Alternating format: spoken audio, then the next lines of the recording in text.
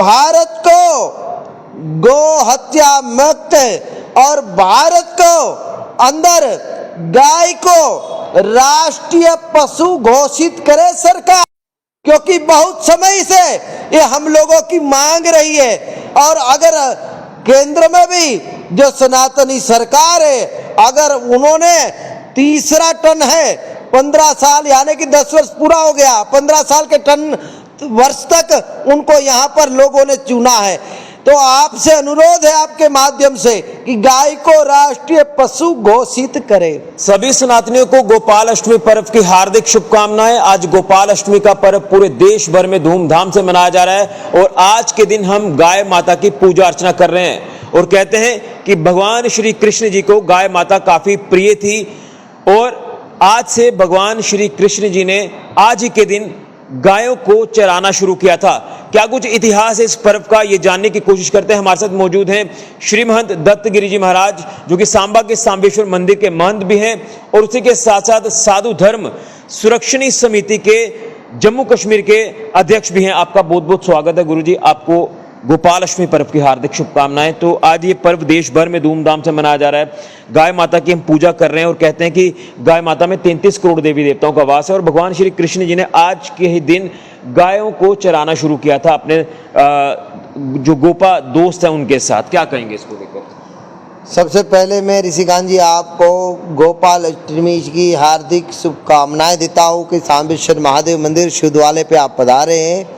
आपके माध्यम से मैं कहना चाहता हूँ कि आज जब द्वापर युग के अंदर भगवान श्री कृष्ण जी छोटे छोटे अपने गोप भाइयों के साथ, अपने गोप सखाओं के साथ वो गायों के बच्चों को, गायों के बछड़े को चराना शुरू किया, क्योंकि बड़ी बड़ी गायें रही, वो नंद बाबा जी कहते थे, स्वयं चराते थे।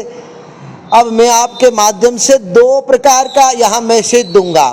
पहला मैसेज दूंगा कि गोपाल अष्टमी के दिन हमारे जितने भी हिंदू भाई हैं, ये आज गाय की पूजा के साथ संकल्प करें कि भारत को गो हत्या मुक्त और भारत को अंदर गाय को राष्ट्रीय पशु घोषित करे सरकार, क्योंकि बहुत समय से ये हम लोगों की मांग रही है। और अगर केंद्र में भी जो सनातनी सरकार है, अगर उन्होंने तीसरा टन है 15 साल यानी कि 10 वर्ष पूरा हो गया, 15 साल के टन वर्ष तक उनको यहाँ पर लोगों ने चुना है, तो आपसे अनुरोध है आपके माध्यम से कि गाय को राष्ट्रीय पशु घोषित करें।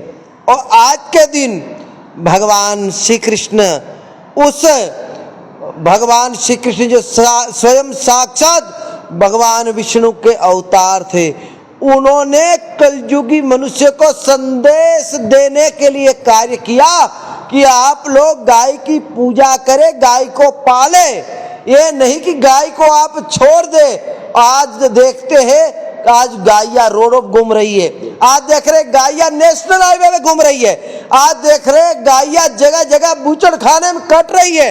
और हमारे जो धार्मिक नेता है वो एक भी बयान नहीं देते हैं कि गाय को राष्ट्रीय पशु घोषित करे सरकार।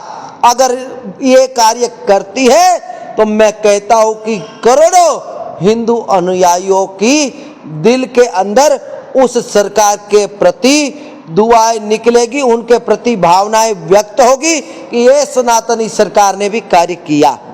बिल्कुल, लेकिन सही कहा आपने। हम बात कर रहे हैं कि गौ रक्षा अलग अलग समितियां बनी हुई है, मुझे लगता है कि उनको भी आगे आना होगा और गौ रक्षा की बात करनी होगी, क्योंकि आज हम देख रहे हैं कि तस्करी इतने बड़े स्तर पर हो रही है। लगातार हमारी भगवान कहलाने वाली गाय माता जो है उनको उनकी जिंदगी दांव पर लगाई जाती है। इसको लेकर क्या कुछ आपको लग रहा है कि विशेष प्रावधान कानून में लाने की जरूरत है ताकि इस तरह की जो गतिविधियां हैं वो ना हो?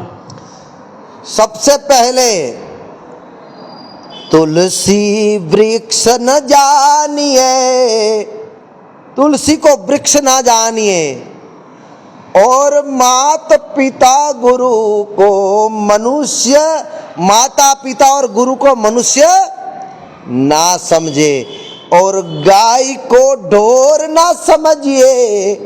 ये तीनों वस्तु भगवान नंद किशोर की आत्मा है, तीनों नंद किशोर। गाय को पशु नहीं माने, इसके अंदर 33 करोड़ देवी देवताओं का वास है। और आप देख रहे हैं कि गौशाला हमारे जम्मू कश्मीर के अंदर अनेक गौ रक्षा समिति और गौशालाएं बनी हुई है, लेकिन उस गौशाला बनने के पश्चात भी आप देख रहे हैं कि टैंकरों के अंदर जहां पेट्रोल और डीजलों की सप्लाई होती है, आप उस चैनल अपने माध्यम से भी कई बार हम लोगों को रूबरू करवा रहे हैं कि टैंकरों के अंदर गैस वेल्डिंग के द्वारा जब उसको तोड़ते हैं तो वहां पर पशु मिलते हैं, उनकी तस्करी हो रही है। मैं आपके माध्यम से जम्मू कश्मीर प्रशासन, जम्मू कश्मीर पुलिस को बड़ी शाबाशी देता हूं कि आप जो ऐसे टैंकर और ये ट्रक के हिसाब से जो गायों की तस्करियां हो रही है, और गायों की जो तस्करियां हो रही है जिनको आप लोग कर रहे, लेकिन आपके माध्यम से मैं कहना चाहता हूं, आपके माध्यम से मैं कहना चाहता हूं कि गाय की रक्षा होनी चाहिए। गायों का रहा जम्मू कश्मीर के अंदर संरक्षण होना चाहिए, बड़ी बड़ी गौशाला खुलनी चाहिए। बिल्कुल। तो इस पर्व के ऊपर आप सनातनियों को क्या संदेश देंगे? आपके माध्यम से मैं समस्त भक्तजनों को, समस्त सनातनियों को हमारे यहाँ पर ये गोपाल अष्टमी की हार्दिक शुभकामनाएं और बधाई देता हूँ। चलिए, बहुत बहुत धन्यवाद। तो ये थे हमारे साथ श्री महंत दत्तगिरी जी महाराज। तो आज गोपाल अष्टमी का पर्व देश भर में धूमधाम से मनाया जा रहा है। हम गाय माता की पूजा कर रहे हैं। भगवान श्री कृष्ण जी की प्यारी थी गाय माता, लेकिन उसी के साथ महाराज जी ने एक स्पष्ट सीधा संदेश दिया है कि इसमें केंद्र सरकार को बड़े लेवल पर इंटरवेन करना होगा और गाय माता को राष्ट्रीय पशु घोषित करना होगा ताकि हम गाय माता की अच्छे से रक्षा कर पाएं। लेकिन उसी के साथ एक संदेश ये भी है कि वो लोग जिन्होंने अपने घरों पर गाय माता रखी है वो गायों को खुला ना छोड़ें। हम देख रहे हैं कि हाईवे पर, सड़कों पर, कई अलग अलग जगहों पर गाय दरबदर हो रही है और कहीं हादसे का शिकार हो रही है। कई बार हमने देखा कि काफी बुरे तरीके से हादसे का शिकार हो जाती है गाय माता, और उसी के साथ साथ तस्करी जो लगातार हो रही है पशुओं की, गाय माता की, उसको लेकर सख्त कानून बनाने की जरूरत है ताकि तस्कर ऐसी हिम्मत हरकत ना करे और हमारी बेजुबान पशु गाय माता की जान जोखिम में ना डले, वो दांव पर उसकी जिंदगी ना लगे, क्योंकि जान उसमें भी है, दुख तकलीफ गाय माता को भी होती है। इसको लेकर कुछ विशेष प्रावधान कानून में लाने की काफी ज्यादा जरूरत है। लेकिन 33 करोड़ देवी देवताओं का वास है गाय माता में, आप सभी को विधिवत तरीके से पूजा करनी चाहिए और रोग बीमारियां भी दूर होती हैं, आपको सुख समृद्धि का एहसास होता है। सभी को एक बार फिर से गोपाल अष्टमी पर्व की हार्दिक शुभकामनाएं। फिलहाल के लिए ऋषि खजूरिया, जेके मीडिया के।